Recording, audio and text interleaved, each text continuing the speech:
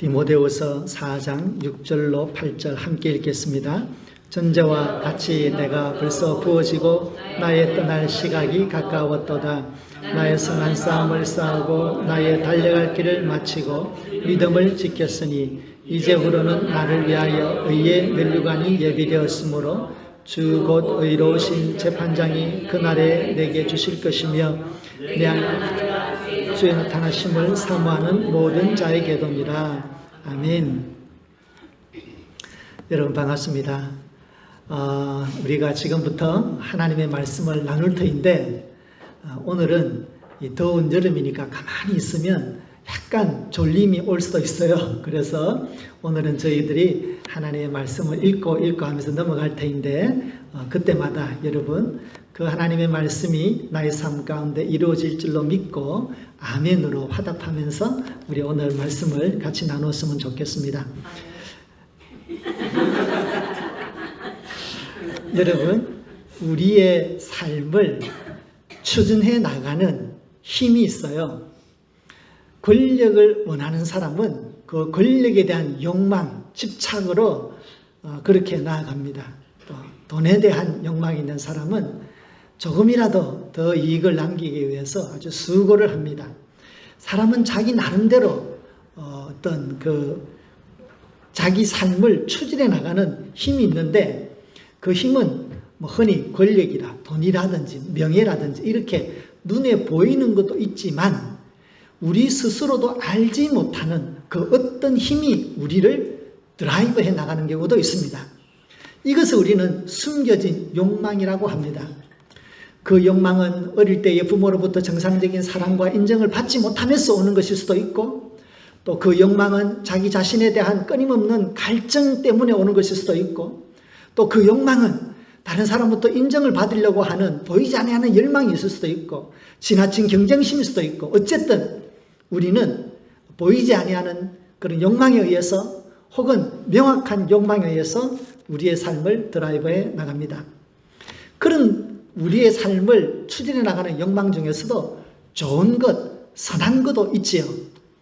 우리나라가 일제의 침략하에 지배하에 있었을 때에 자기 개인의 안녕을 위해서가 아니라 자기의 모든 재산을 내놓으면서 이 민족의 독립을 위해서 이 나라를 구원하기 위해서 많은 사람들이 자기 자신을 뛰어넘는 정말 순수한 민족의 공동체를 위한 열망을 가지고 살아간 사람들도 있었습니다. 교회적으로도 마찬가지입니다. 2000년 교회 역사에 있어서 모든 성도들이 나 개인만 생각했다면 오늘처럼 이것이 왔겠습니까? 하나님의 부르심에 대한 그 뜨거운 열정과 또 하나님은 특히 그를 불렀는지 안 불렀는지 모르지만 그러나 하나님을 믿어 나감에 있어서 그가 가지고 있는 그 내적인 신앙의 열망 때문에 하나님의 나라를 위하여서 모든 것을 포기하고 하나님의 복음 전을 위해서 복음 전파를 위해서 자기 자신을 내놓은 수많은 이름 없는 성도들이 있었습니다. 그러한 성도들이 그러한 믿음의 일꾼들 때문에 오늘 날까지 우리 교회가 이르게 되었고 복음이 지금까지 왕성하게 되었습니다. 이처럼 우리는 우리의 마음 속에 혹은 우리의 신앙 속에 우리를 움직여 나가는 이러한 내적인 힘이 있다는 것을 알 수 있습니다. 그런데 신앙적인 차원에서 우리를 움직여 나가는 이 내적인 힘을 우리는 오늘 생각해 보고자 합니다. 그것은 바로 하나님의 부르심입니다. 다른 말로 소명이라고 하지요. 하나님께서 우리를 부르신다. 하나님께서 어떤 특별한 목적을 가지고 우리 한 개인 한 개인을 보면서 그의 삶의 어느 시점에 그를 그리스도인이 되게 하고 어느 시점에 어떤 특별한 사건을 통해서 그를 어떤 하나님의 특별한 일을 해결하기 위해서 그를 사용할 수도 있고 아니면 하나님께서는 그를 선택하여서 일평생 하나님이 원하는 길을 가기도 할 수 있고 어쨌든 다양한 형태의 하나님의 부르심과 다양한 형태의 하나님의 일이 놓여져 있습니다. 그러한 일 중에 하나는 자기 집에서 가정생활 잘하는 것도 되고 자기 손자 손녀를 사랑 가운데 믿음 가운데 잘 키우는 것도 포함될 줄로 압니다. 어쨌든 오늘 우리는 우리의 삶과 우리의 신앙을 이끌어 나가는 그 내적인 힘이 되는 하나님의 부르심에 대하여 말씀을 나누고자 합니다. 빌립보서 2장 13절에 보면 참 놀라운 말씀이 기록되어져 있습니다. 같이 읽습니다. 너희 안에서 행하시는 이는 하나님이시니 자기의 기쁘신 뜻을 위하여 너희에게 소원을 두고 행하게 하시나니. 아멘. 우리의 마음속에 누가 계십니까? 하나님. 그 하나님이 계시면서 하나님은 하나님의 뜻을 이루기 위해서 우리에게 무엇을 심어주십니까? 소원을 심어주십니다. 내적인 욕망, 거룩한 갈증, 삶에 대한 뜨거운 열정과 목표, 희망, 이런 것들을 심어줍니다. 근데 이것이 하나님께로부터 오는 것이라면 이것이 얼마나 좋겠어요. 그죠? 우리가 가지고 있는 내적인 소원과 욕망이 있는데 이것이 하나님께로부터 오는 거라면 얼마나 좋겠습니까? 얼마나 아름답습니까? 그런데 감사하게도 하나님을 마음에 모시고 있는 성도들에게는 그의 마음속에 여러 우리의 욕망이 있겠지만 특별히 그 속에는 하나님께서 하나님의 특별한 목적을 위하여 하나님의 특별한 일을 위하여 우리에게 심어주시는 거룩한 욕망, 하나님의 부름이 있다는 것입니다. 오늘은 그렇게 우리의 삶 가운데 숨겨져 있는 하나님의 부르심을 발견하는 시간이 되기를 부탁드립니다. 하나님의 말씀은 능력이 있습니다. 하나님의 말씀은 하나님의 신실하심이 보증되며 하나님의 인격과 하나님의 능력이 거기에는 있습니다. 그래서 그 말씀을 마음속에 품고 믿음으로 고백하며 기도로서 주장할 때에 그 말씀이 내용이 가지고 있는 하나님의 뜻은 역사하기 시작합니다. 그래서 하나님은 이사야를 통해서 말씀하셨죠. 내 입에서 나가는 말도 이와 같이 헛되이 내게로 돌아오지 아니하고 나의 기뻐하는 뜻을 이루며 내가 보낸 일에 형통함이니라. 하나님의 말씀은 하나님의 뜻을 이루고 하나님의 일을 형통하게 완성해 나간다고 했습니다. 그러므로 우리들이 하나님의 말씀을 마음속에 가지고 있을 때에 그리고 기도할 때에 내가 나의 말로 이 말을 하나님에게 고백할 수 있을 때에 그의 말들에 포함되어져 있는 하나님의 뜻과 하나님의 일이 우리 삶 가운데 이루어져서 우리가 정말 세상 사람들이 줄 수 없고 알 수 없는 놀라운 또 다른 차원의 믿음의 생활 해나갈 수 있으리라 믿습니다. 우리는 오늘 지금부터 하나님께서 우리를 부르시는 다양한 부름에 대해서 한번 살펴보겠습니다. 먼저는 아브라함을 부르신 하나님 살펴보겠습니다. 하나님은 아브라함을 부르셨습니다. 창세기 12장에 보면 하나님이 아브라함을 부르신 사건으로부터 우리는 믿음의 조상의 믿음의 여정을 보게 됩니다. 같이 읽습니다. 여호와께서 아브라함에게 이르시되 너는 너의 고향과 친척과 아버지의 집을 떠나 내가 내게 보여줄 땅으로 가라. 내가 너로 큰 민족을 이루고 내게 복을 주어 내 이름을 창대하게 하리니 너는 복이 될지라. 아멘.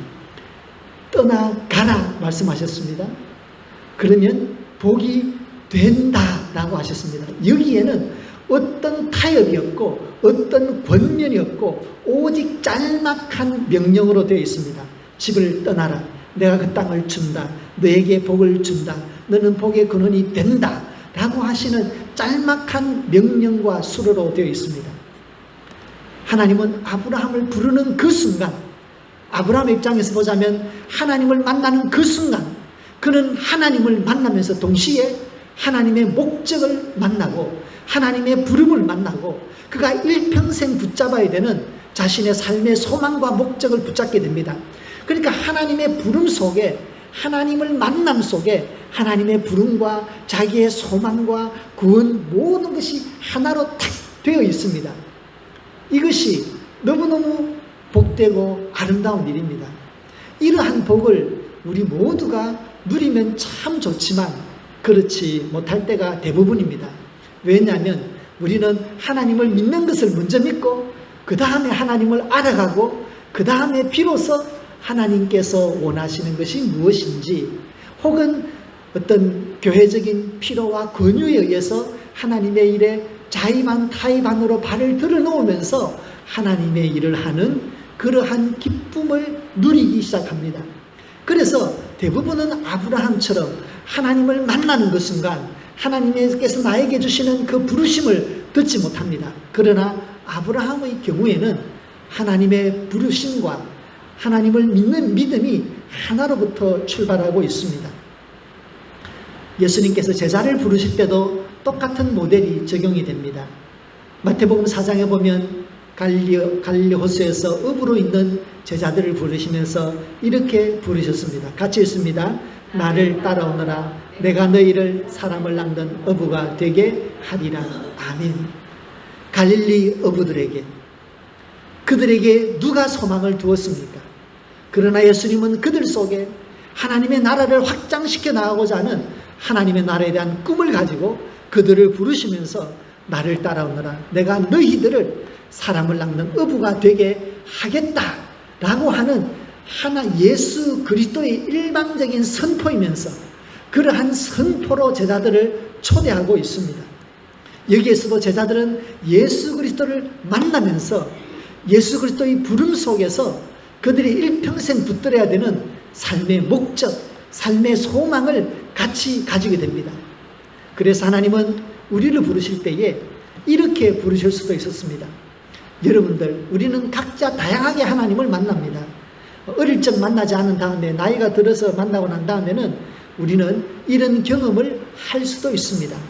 하나님을 믿어서 얼마 되지 않아서 내 마음속에 어떤 소망이 생겼다면 그것은 아마 아브라함과 이 제자들을 부른 이러한 모형의, 이러한 유형의 하나님의 부르심이라고 볼 수 있습니다.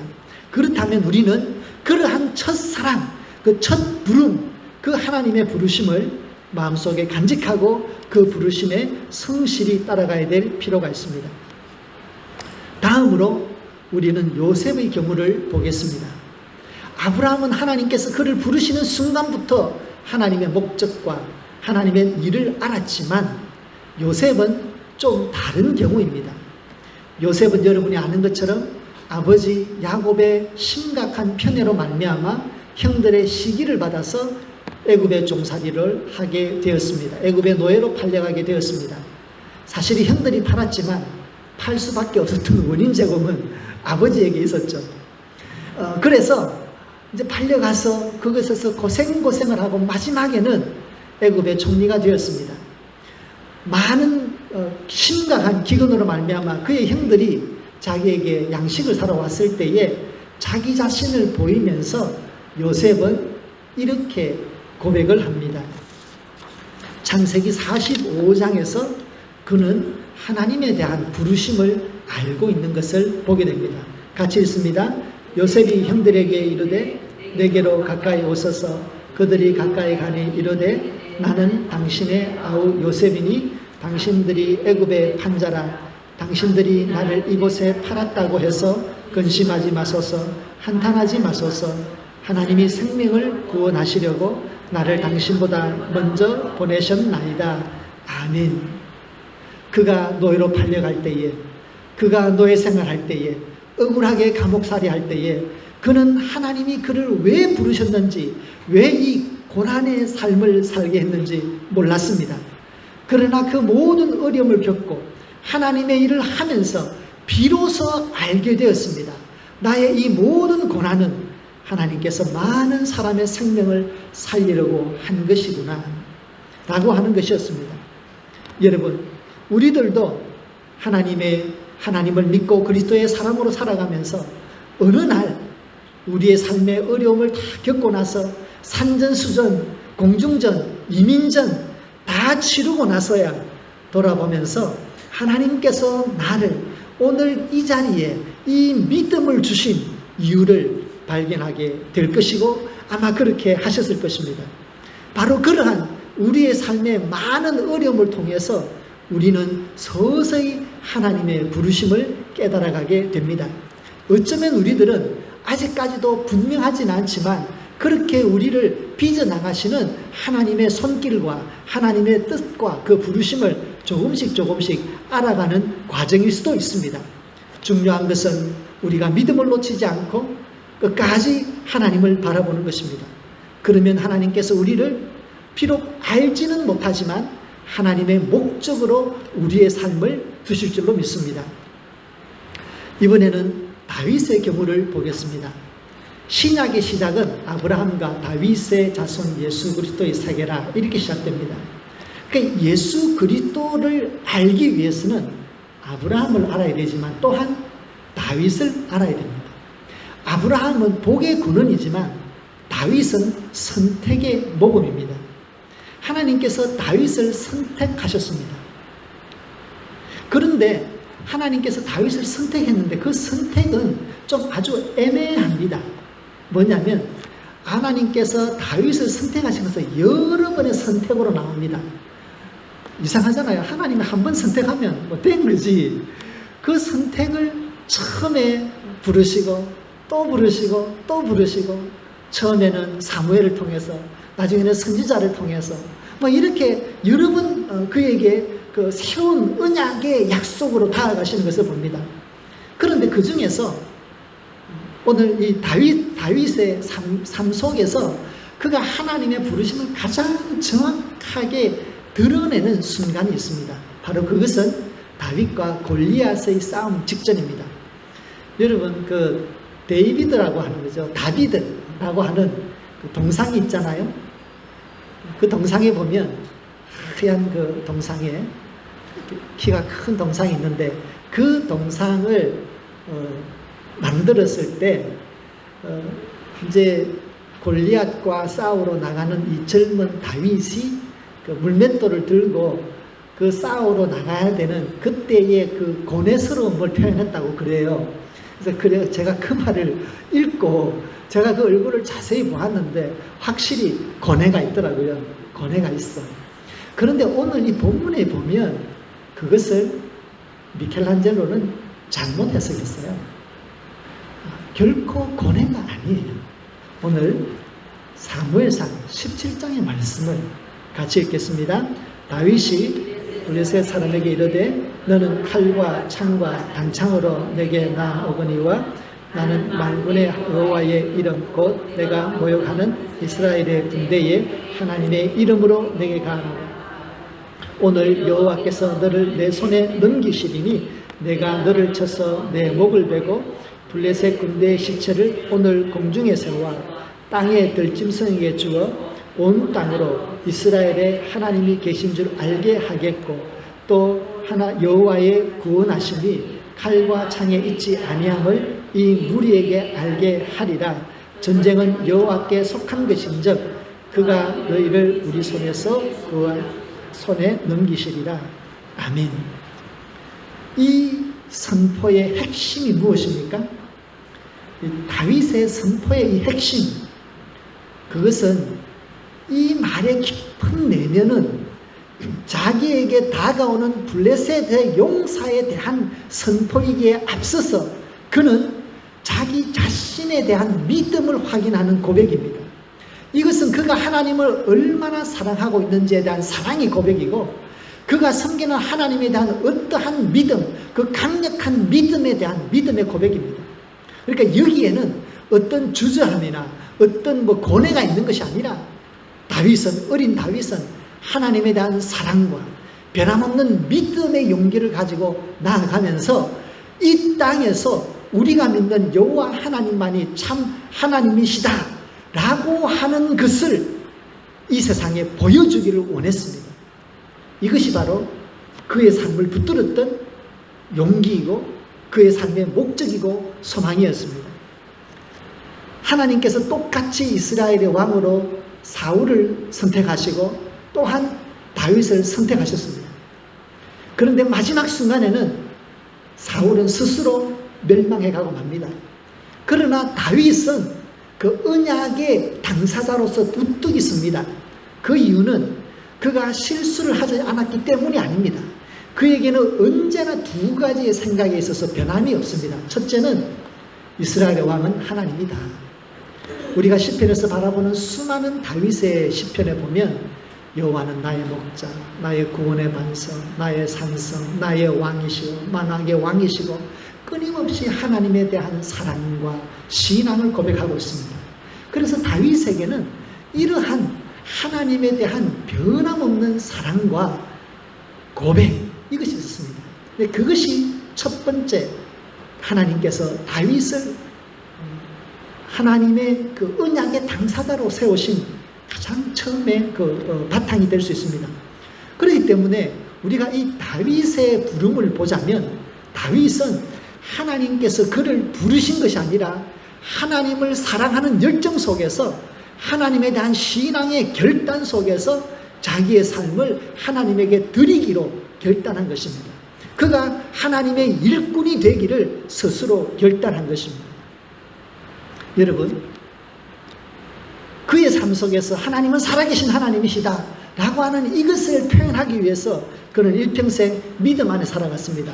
많은 죽음의 순간이 왔음에도 불구하고 하나님이 그의 삶을 지켜나가실 것을 믿고 하나님의 살아계심을 믿고 모든 것을 하나님에게 맡기고 하나님의 일이 되어가는 것을 눈으로 지켜보기를 결단합니다. 무엇을 얘기합니까? 그는 하나님의 일에 자기를 헌신했습니다. 여러분, 우리들도 이렇게 하나님이 나를 언제 부르시나 라고 귀를 기울이고 기다릴 수도 있지만 다윗처럼 하나님을 사랑하는 그 사랑의 마음으로 하나님에 대한 흔들림 없는 그 믿음의 용기와 결단을 가지고 하나님, 나는 지금 이 자리에서 하나님을 위하여 이것을 헌신하겠습니다. 하나님, 이것이 부족해 보이는데 내 눈에는 이것이 부족해 보이고 내 마음에는 이것이 불편해 보이는데 하나님, 그렇다면 내가 하겠습니다. 이 일을 내가 감당하겠습니다. 이런 신앙의 결단들이 바로 하나님의 부르심입니다. 여러분, 하나님께서 우리의 등을 두드리면서 누구야? 김집사, 오늘 부를 기회에서 너를 이러한 미션으로 너를 부른다 라고 말씀하시면 할렐루야, 제가 순종하겠습니다. 우리 모두는 그렇게 할 것입니다. 그러나 그렇게 직접적인 하나님의 부르심이 있는가 하면 오늘 사무엘상 7장, 17장이 보이는 것처럼 자기의 믿음의 결단으로 내 눈에 보이는 부족함을 나의 신앙으로 채우려고 하는 그런 신앙의 열정이 있을 때 우리는 하나님의 일을 하게 됩니다. 그것이 하나님의 부름이기도 합니다. 이번에는 눈물의 선지자라고 불리는 예레미야의 부름을 한번 보겠습니다. 예레미야의 부름도 굉장히 독특합니다.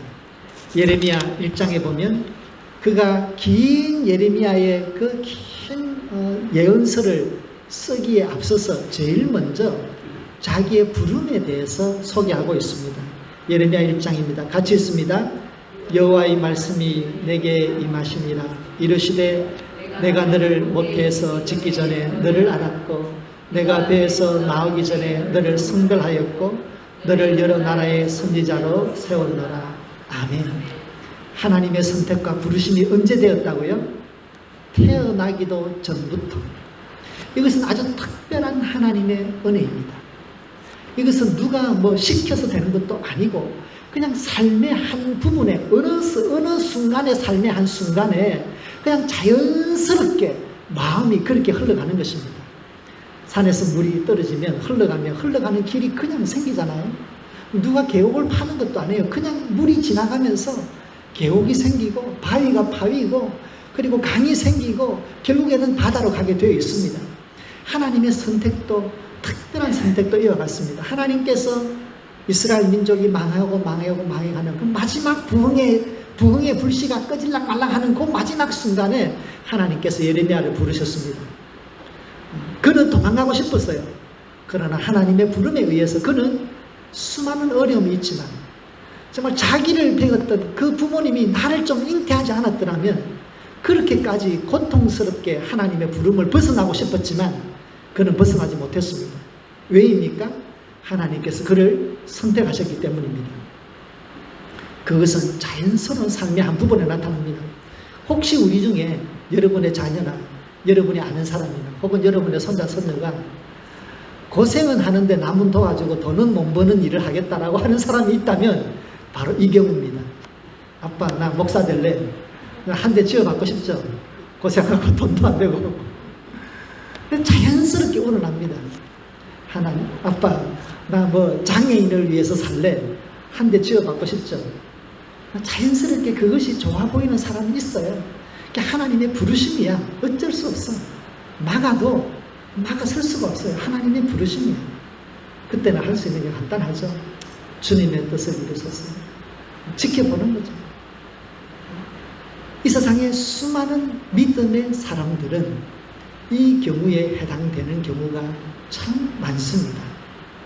어느 날 삶의 한순간에 그가 불현듯 하나님의 나를 부르셨나? 이런 의문을 가지다가 어떤 고민의 시간을 지나다가 한 걸음 한 걸음 자기도 모르게 하나님의 부름으로 나아가는 사람들을 저는 참 많이 보았습니다. 바로 이런 예레미야와 같은 부름입니다. 우리 교회 젊은이들이 많습니다. 우리 젊은이들이 이런 부름에 있는지도 우리는 누가 알겠습니까? 우리 젊은이들이 정말로 세상적인 보답이 주어지지 않지만 정말 삶의 의미를 위해서 또 보다 더 고상한 삶의 목적을 위해서 어려운 일을 간다라고 하면 우리는 그 이면에서 그를 선택하시는 하나님의 섭리를 생각하면서 위해서 기도해 줄 수 있기를 부탁드립니다. 마지막으로 오늘의 본문의 주인공이 되는 사도 바울의 부르심에 대해서 살펴보겠습니다. 사도 바울은 예수님을 믿기 전에 예수님을 믿는 사람들을 박해하는 사울 큰 자였었습니다. 그가 스데반 집사가 죽는 것을 보고 그래 이것이 가장 효과적인 방법이구나, 잡아서 핍박하고 죽이고 가두면 되겠구나 라고 하는 생각이 번뜩 들어서 믿음의 확신을 가지고 하나님을 잘 섬기고 싶어서 그는 예수 믿는 사람을 박해하기 위해서 떠났습니다. 그러나 하나님은 그 앞에서 그를 막아서시고 하나님의 사람으로 부르셨습니다. 그때에 하나님께서 그를 부르실 때 특별한 목적이 있었어요. 사도행전 9장 15절의 말씀을 함께 읽겠습니다. 읽습니다. 주께서 이르시되 가라, 이 사람은 내 이름을 이방인과 임금들과 이스라엘 자손들에게 전하기 위하여 택한 나의 그릇이라. 아멘. 하나님께서 그를 가로막아서시고 완전히 180도 다른 하나님의 길로 그를 부르셨습니다. 그런데 이 사울, 곧 사도 바울의 이 위대한 점은 이 하나님의 부르심을 진지하게 받아들이고 그는 이 부름을 붙들고 광야로 나가서 3년을 홀로 지내면서 이 하나님의 부름을 생각하고 어떻게 하면 이 하나님의 부름에 바르게 응답할까, 이 하나님의 부름에 응답할 수 있는 사람이 될 수 있을까 라고 하면서 그는 3년을 광야에서 지내면서 하나님과 깊은 영적인 교제 속에 들어가고 그리스도를 만나게 됩니다. 그래서 사도 바울에게 보면 나는 사람으로서는 알 수 없는 세 번째 하나님의 나라에 갔었다. 내가 본 것은 사람의 말로 표현할 수 없는 천국의 비밀이다. 나는 그리스도를 만난 사람이다 라고 얘기합니다. 그가 이렇게 정말로 신비로운 말을 할 수 있었던 것은 하나님의 부르심을 받고 그 부름에 정말 진지하게 응답하기 위하여 3년을 광야에서 영성 시간에, 영적인 시간, 그 훈련의 시간을 가졌기 때문입니다. 그래서 그는 한 걸음 한 걸음 조심스럽게 그러나 용감하게 하나님의 부름에 대해서, 교회의 부름을 향해서 그는 쫓아갔습니다. 여러분이 아는 것처럼 그는 수많은 강의 위험, 강도의 위험, 배고픔의 위험, 동족의 위험, 이방인의 위험, 수많은 위험을 당하였습니다. 2번이나 죽음 직전까지 갔었습니다. 수많은 고문을 당하였습니다. 그럼에도 불구하고 그는 그 세상의 그 어떤 것도, 어떤 피조물도 그를 붙들고 있는 하나님의 사랑과 주권에서 떼어놓을 수 없었고 어떤 어려움도 그가 가는 믿음의 길을 막아설 수 없었습니다. 그래서 빌립보서 3장에 보면 그의 삶의 열정이 고스란히 드러나고 있습니다. 같이 읽겠습니다. 내가 이미 얻었다 함도 아니요 온전히 이뤘다 함도 아니라 오직 내가 그리스도 예수께 잡힌 바 된 그것을 잡으려고 달려가노라. 형제들아, 나는 아직 내가 잡은 줄로 여기지 아니하고 오직 한 일, 즉 뒤에 있는 것은 잊어버리고 앞에 있는 것을 잡으려고 표대를 향하여 그리스도 예수 안에서 하나님이 위에서 부르신 부름의 상을 위하여 달려가노라. 지금까지 달려왔노라. 그리고 앞으로도 달려갈 것이다. 지금까지 복음을 위하여 살아왔노라. 그러나 이미 나는 이뤘다라고 생각하지 않고 앞으로도 달려가겠습니다. 그가 하나님을 향하여, 하나님의 부름을 향하여 얼마나 진지하게, 얼마나 최선을 다하여 달려갔는지를 보여주고 있습니다. 그래서 그는 죽음을 앞두고 자기의 믿음의 아들 디모데에게 마지막 편지를 쓰는 그 마지막 그 몇 문장을 남겨두지 않은 그 마지막 부분에 특별하게 자기의 삶을 회고하면서 믿음의 아들에게 이런 삶을 회고하게 됩니다. 디모데후서 4장 같이 읽습니다. 나는 선한 싸움을 싸우고 나의 달려갈 길을 마치고 믿음을 지켰으니 이제후로는 나를 위하여 의의 면류관이 예배되었으므로 주 곧 의로우신 재판장이 그날에 내게 주실 것이며 내게만 아니라 주의 나타나심을 사모하는 모든 자에게도니라. 아멘. 그는 선한 싸움을 싸웠습니다. 달려갈 길을 마쳤습니다. 믿음을 지켜내었습니다. 그리고 그 모습으로 하나님 앞에 서서 하나님의 마지막 부름을 기다리고 있습니다. 여러분은 여러분의 믿음이 이끄는 선한 싸움을 싸웠습니까? 믿음의 길을 달려갔습니까? 그리고 그 믿음을 지켜내었습니까? 그리고 그 모습으로 하나님의 부르심을 기다리고 있습니까? 우리들도 정말 우리 자녀들에게 마지막에 이 사도 바울의 고백을 우리들도 할 수 있기를 바랍니다. 부끄럽지 않은 믿음의 고백을 남겼으면 좋겠습니다. 이처럼 하나님의 부름에 대해서 진지하게 알아가면서 하나님의 일을 감당하는 그러한 부름도 있습니다. 여러분, 이 모든 부름 속에서 여러분에게 해당되는 경우는 어떤 경우입니까? 여러분이 하나님을 만나는 순간부터 하나님의 부름을 들었습니까? 아니면 여러분이 태어나면서부터 특별한 하나님의 부름이 있습니까? 아니면 여러분이 살아가는 순간 어떤 믿음의 결단을 가지고 하나님의 부름에 참여하십니까? 아니면 하나님의 부름을 진지하게 생각하면서 그 부름을 준비하고 그 부름을 향해서 우준하게 평생을 하나님의 부름을 향하여 헌신하시겠습니까? 어떤 경우를 여러분은 살아오셨고 어떤 경우를 선택하시겠습니까? 마음의 부담이 되십니까? 예수님의 부름은 지금도 분명합니다. 하나님은 우리를 끊을 수 없는 주권으로 부르시고 그리고 흔들 수 없는 사랑 안에 우리를 세워나가시고 그리고 우리를 그 주권과 사랑과 믿음 안에서 승리해 나가는 주의 백성으로 세우십니다. 그러나 동시에 하나님은 우리를 통하여 이제는 하나님의 일을 하기 원하십니다.